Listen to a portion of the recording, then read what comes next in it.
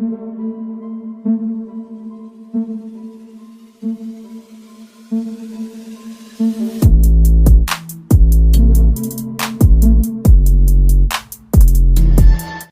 दोस्तों, तो कैसे हैं आप लोग। आई होप आप लोग अच्छे होंगे और स्वस्थ होंगे। अनकैनी स्टोरीज डार्क में आप सभी का स्वागत है। कहानी की तरफ बढ़ने से पहले चैनल को सब्सक्राइब कर लीजिए और अगर कहानी अच्छी लगती है तो प्लीज़ लाइक एंड कमेंट करना मत भूलिएगा। दोस्तों, आज की कहानी एक ऐसे दादा और पोते की कहानी है जो कि एक दूसरे के बिना रह ही नहीं सकते हैं। संजू संजू अपने दादाजी को बहुत प्यार करता है और उसकी माँ नहीं है, इसलिए वो दादाजी के कुछ ज़्यादा ही करीब है। रात में साथ में सोना और सुबह उनके साथ ही स्कूल जाना, मतलब दिन भर की एक्टिविटीज़। जब स्कूल से आता था तो दादाजी के साथ खेलना। उनकी दादी भी नहीं थी, पापा थे, लेकिन वो काम के सिलसिले में अक्सर बाहर रहा करते थे, तो संजू अपने दादाजी के साथ ही रहता था। और इस तरह दिन बीतते गए। संजू की उम्र लगभग अब हो गई थी 14 साल। वो 8th या 9th में था शायद। तो उसने बताया कि मेरे दादाजी बीमार रहने लगे। तो उसने अपने पापा से बताया कि पापा, दादाजी की तबीयत बहुत ख़राब है, उन्हें डॉक्टर को दिखाना होगा। तो उनके पापा छुट्टी लेकर आते हैं और दादाजी को हॉस्पिटल में एडमिट कराते हैं। लेकिन उनके दादाजी ठीक नहीं हो पाए और एक रात उनकी डेथ हो जाती है। ये गम संजू को बहुत ज़्यादा गुमसुम कर देता है। वो ना ही खाना खा रहा था, ना ही पानी पी रहा था, एकदम चुपचाप रहता था। स्कूल जाना भी उसने बंद कर दिया था। मतलब कि उसे ऐसा लग रहा था जैसे उसके शरीर का कोई हिस्सा चला गया हो, क्योंकि वो अपने आप को दादाजी के बिना सोच ही नहीं सकता था। अब लगभग 1 हफ्ता हो चुका था और संजू अपने रूम से भी बाहर नहीं निकलता था। तो उसके कुछ दोस्त आए थे, तो उनके पापा ने कहा कि बेटा तुम लोग जाओ और संजू को बाहर लेकर आओ, क्योंकि वो ना ही कुछ खा पी रहा है, उसकी तबीयत भी बिगड़ जाएगी। तो उसके दोस्त जाते हैं और कहते हैं कि संजू चलो चलें, थोड़ी देर बाहर खेलते हैं, और स्कूल का भी बहुत ज़्यादा वर्क हो गया है, तुम्हें वर्क भी करना होगा। लेकिन संजू कुछ भी नहीं बोल रहा था।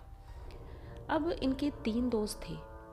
एक का नाम मयंक था, एक का नाम था गौरव और एक का नाम था सौरभ। ये सौरभ जो है, सौरभ ने कहा कि संजू, तुम अपने दादाजी से मिलना चाहते हो? तो संजू एकदम से चौंक जाता है और उसके चेहरे की तरफ देखता है। तो सौरभ कहता है कि मैं तुम्हें तुम्हारे दादाजी से मिला सकता हूँ।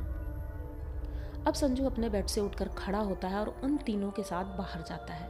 पापा उनके खुश हो जाते हैं, फाइनली संजू नॉर्मल हो रहा है धीरे धीरे। अब ये चारों लोग जाते हैं एक बगीचे में, वहाँ पेड़ के नीचे बैठते हैं। शाम का लगभग 5-6 बज चुका था। ये चारों लोग बगीचे में बैठे हुए थे, बातें कर रहे थे। तभी संजू पूछता है कि सौरभ, ये बताओ, तुम मेरे दादाजी से मुझे कैसे मिला सकते हो?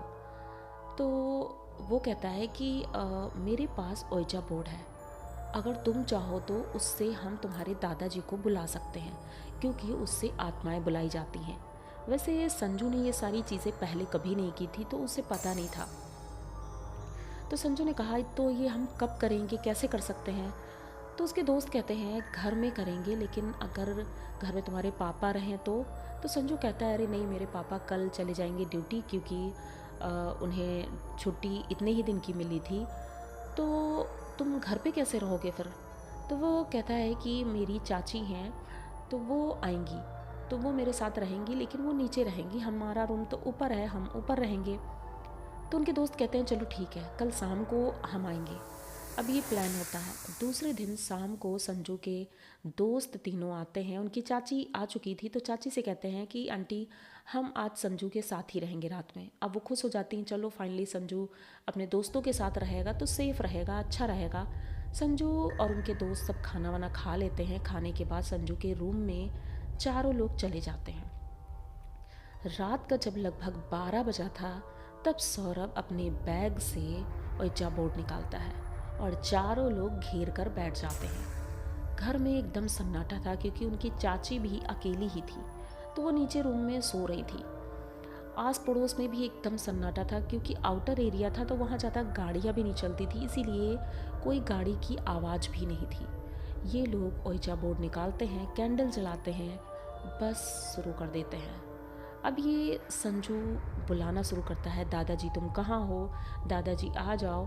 लेकिन काफ़ी देर तक जब कुछ नहीं होता है तो संजू गुस्सा हो जाता है और बिना उसे बंद किए ऐसे ही उसे धक्का देता है और फेंक देता है कि ये सब चीज़ें बकवास है, इससे कुछ भी नहीं होगा। अब सौरभ कहता है कि नहीं, ऐसा नहीं होता है, उसे बंद करना होता है और अगर हम बंद नहीं करेंगे तो प्रॉब्लम हो सकती है। संजू कहता है ये सब खिलवाड़ है और इससे कुछ भी नहीं होता है, तुम मुझे बेवकूफ़ मत बनाओ। अब सभी लोग कहते हैं चलो ठीक है कोई बात नहीं, उसे बेड के नीचे खिसका दिया था और सभी लोग बेड पर लेटकर सोने लगे। चारों लोग सो रहे थे। थोड़ी देर बाद संजू को ऐसा लगा जैसे किसी ने उसका पैर पकड़कर खींचा बहुत तेजी से। वो एकदम से उठता है लेकिन उसका पैर हवा में था। अब उसके दोस्त लोग भी उठ जाते हैं क्योंकि संजू बहुत तेजी से चीखा था।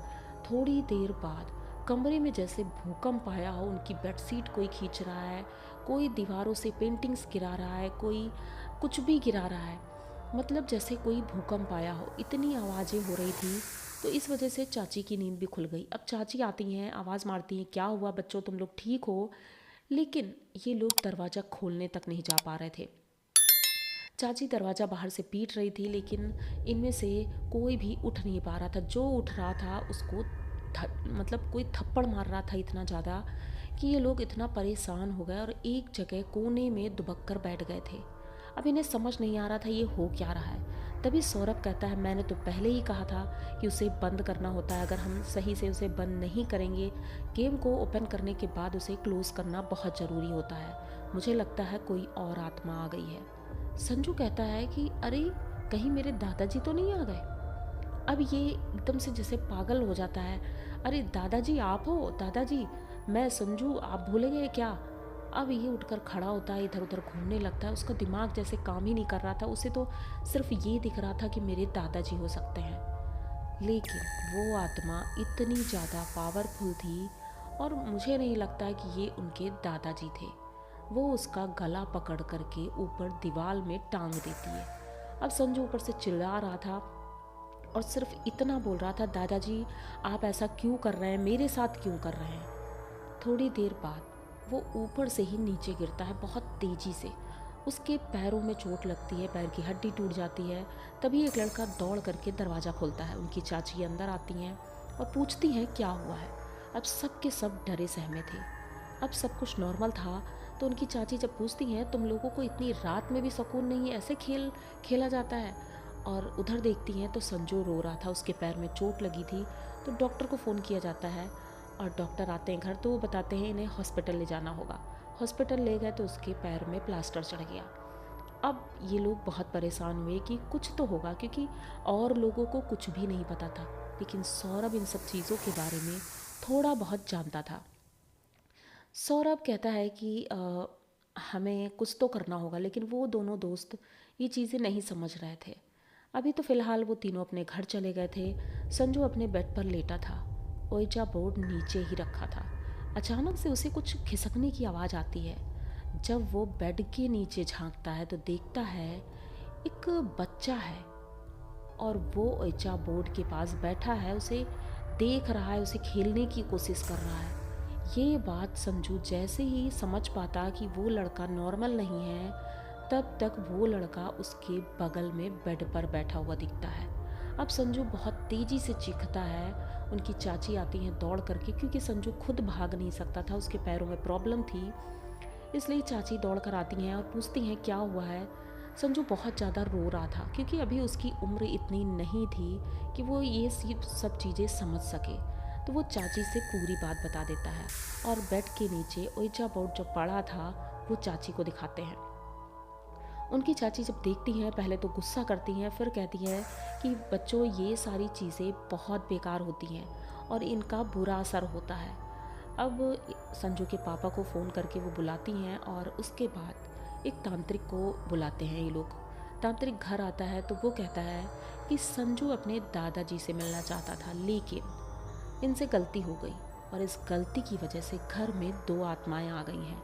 एक बच्चे की है और एक आदमी की है जो कि बहुत ही ज़्यादा ताकतवर और ख़तरनाक है। वो अगर आप इन्हें बाहर नहीं निकालते, जल्द ही मुझे ना बुलाते, तो शायद संजू की जान भी जा सकती थी। ये सुनते ही उनके पापा और उनकी चाची वो तो बहुत ज़्यादा डर गए थे। तो वो तुरंत ही तांत्रिक से कहते हैं मेरे बच्चों को ठीक कर दो, क्योंकि इनका दूसरा दोस्त भी बीमार हो गया था। तो दोनों बच्चों को बिठाला जाता है और दोनों बच्चों को तांत्रिक अपनी पूरी क्रिया करके उन्हें ठीक करता है। एक एक ताबीज़ बना कर देता है और कहता है कि तुम दोनों ये ताबीज़ पहन लो और दोबारा ऐसी कोई गलती ना करना। और ताबीज़ तो बिल्कुल मत उतारना, क्योंकि जैसे ही तुम उतारोगे वो चीज़ें तुम्हारे ऊपर हावी हो जाएंगी। ये लोग ऐसे ही करते हैं, ताबीज़ पहन लेते हैं। लेकिन कुछ सालों बाद जब वो ताबीज़ एक दिन गलती से संजू से नहाते वक्त निकल जाता है। अब संजू बड़ा हो चुका था, लगभग 5-6 साल हो चुके थे, तो यानी कि संजू 18-20 साल का रहा होगा। वो ताबीज़ निकल जाता है। ये जा रहा था कॉलेज, और कॉलेज जाते वक्त रास्ते में बाइक से ये जा रहा था। उसने देखा कि एक आदमी है और एक छोटा बच्चा है। वो इनकी बाइक के ठीक आगे आकर खड़ा हो जाता है। संजू उनसे कहता है कि तुम हट जाओ यहाँ से। वो दोनों आते हैं और संजू को क्रॉस करके निकल जाते हैं। मतलब बाइक के ऊपर से ही वो हवा की तरह आते हैं, संजू को क्रॉस करके निकल जाते हैं। संजू को बहुत बड़ा धक्का लगता है। उसे समझ में नहीं आता ये सब क्या था, और वो बाइक स्टार्ट करता है और चल देता है। कुछ दूर जाते ही उसका एक्सीडेंट होता है, और जब उसकी आंखें खुलती हैं तो हॉस्पिटल में था। अब उसकी फैमिली के चाची और पड़ोसी कुछ लोग आते हैं, और उनके पापा भी थे।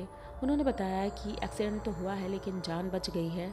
लेकिन फिर से उन तांत्रिक को बुलाया जाता है, क्योंकि संजू ने बताया कि मेरा ताबीज़ आज नहाते वक्त गिर गया था। तांत्रिक कहते हैं कि ये मैंने बोला था कि अगर गिर गया तो कुछ भी हो सकता है। वो तांत्रिक तो नहीं थे, उनका शिष्य था। उसने दूसरा ताबीज़ बनाया, और कहते हैं उस दिन के बाद से संजू आज तक वो ताबीज़ पहने के रखा है, क्योंकि कुछ भी हो सकता है। तो ये सारी चीज़ें सेफ़ नहीं होती हैं, इसीलिए हमें ये सब बिल्कुल नहीं ट्राई करना चाहिए। बच्चों की ज़िंदगी बहुत कीमती होती है, तो बच्चों को इन सब चीज़ों से दूर ही रहना चाहिए।